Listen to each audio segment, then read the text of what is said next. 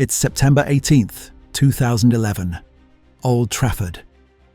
82nd minute. Fernando Torres is through on goal. He rounds David De Gea.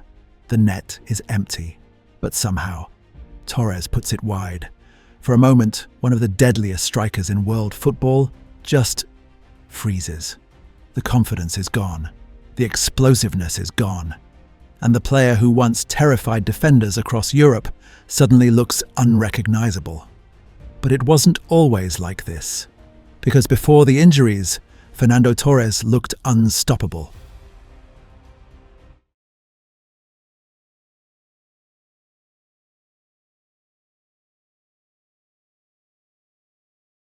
Long before Liverpool, before Chelsea, before the missed chances and the criticism, Fernando Torres was Atlético Madrid.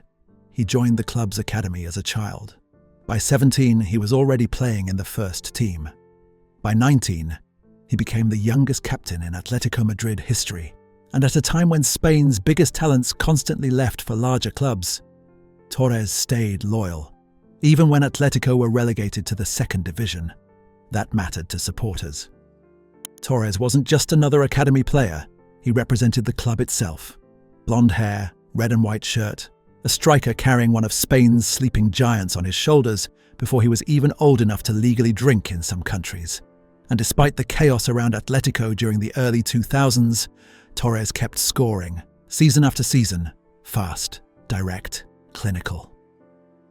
Defenders struggled to contain him because he combined two things that rarely exist together at the elite level: technical composure and terrifying acceleration.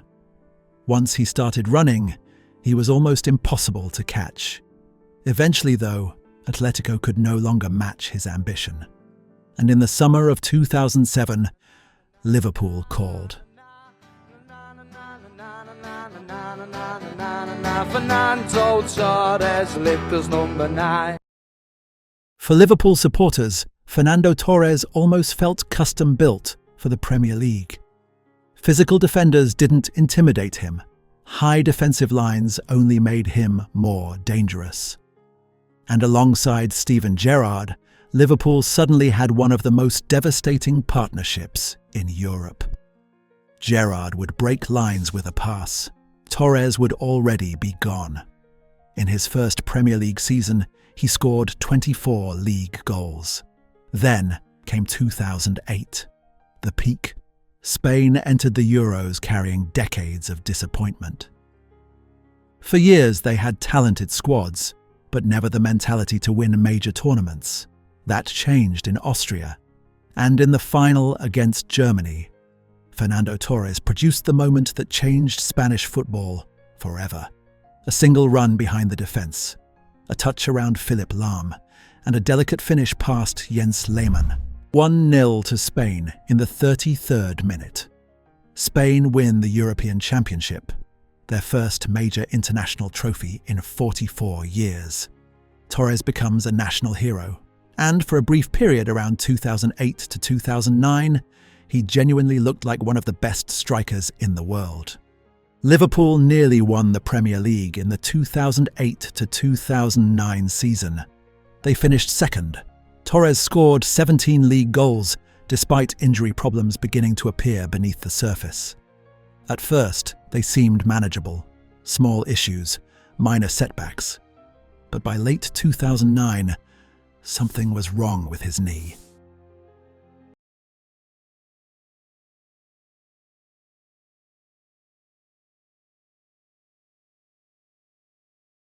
The problem was a torn meniscus in his right knee. Cartilage damage. The kind of injury that sounds manageable on paper, until it keeps coming back. Torres tried to play through it, but every sprint, every sharp turn, every explosive movement placed stress on the knee. Eventually, surgery became unavoidable. In early 2010, he underwent an operation. And then came the decision that may have changed the rest of his career. The World Cup. Spain believed they could win it. Torres believed he had to be there. So he rushed rehabilitation to return in time for South Africa. But the recovery wasn't complete. The knee still wasn't right. and pushing his body too early only made things worse. He would later require another surgery. Spain won the World Cup in 2010, but Torres barely resembled the player from 2 years earlier. The acceleration had faded. That first explosive step defenders feared so much was disappearing. And for a striker whose entire game depended on speed, timing, and confidence, that changes everything.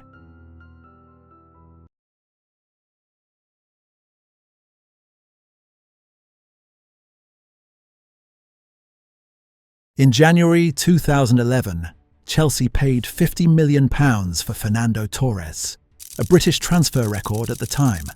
The expectation was simple. Chelsea weren't signing a declining striker. They believed they were buying the Fernando Torres of Liverpool. But that version of Torres was already slipping away. The goals slowed down. The misses became headline news. Every poor touch, every wasted chance, every game without scoring became a national discussion. And then came Old Trafford. The open goal miss against Manchester United. A moment replayed endlessly. For many fans, it became the symbol of his decline. But the strange thing about Torres at Chelsea is that despite everything, he still delivered some of the club's biggest moments, especially one. April 24th, 2012, Camp Nou. Chelsea are hanging on against Barcelona. Then Torres breaks free, running alone toward goal. One final touch, one final finish. And suddenly Gary Neville is screaming into a microphone. Torres has done it! That goal sends Chelsea to the Champions League final. Weeks later, Chelsea win the Champions League for the first time in their history. Torres also scored in the Europa League final against Benfica in 2013. The opening goal. Another European trophy. On paper, his Chelsea career includes some of the biggest achievements possible in club football. But football rarely remembers careers through statistics alone. People remembered the player he used to be, and compared to that version, everything else felt incomplete.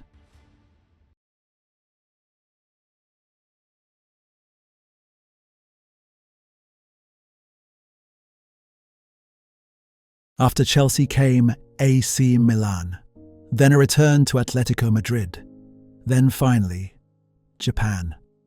The speed was gone now, the explosiveness too, but supporters still loved him, especially at Atlético, because even if the player had changed, the connection never did. In 2018, Atlético Madrid won the Europa League, one final European trophy before Torres left Europe behind. Eventually, in 2019, Fernando Torres retired. He finished his career with almost every major trophy imaginable. A World Cup, 2 European Championships, a Champions League, Europa Leagues, an FA Cup, Golden Boots, individual awards. But his story remains strangely difficult to define, because Torres didn't slowly decline with age like most strikers. It felt sudden, like football woke up one day, and El Niño was simply gone.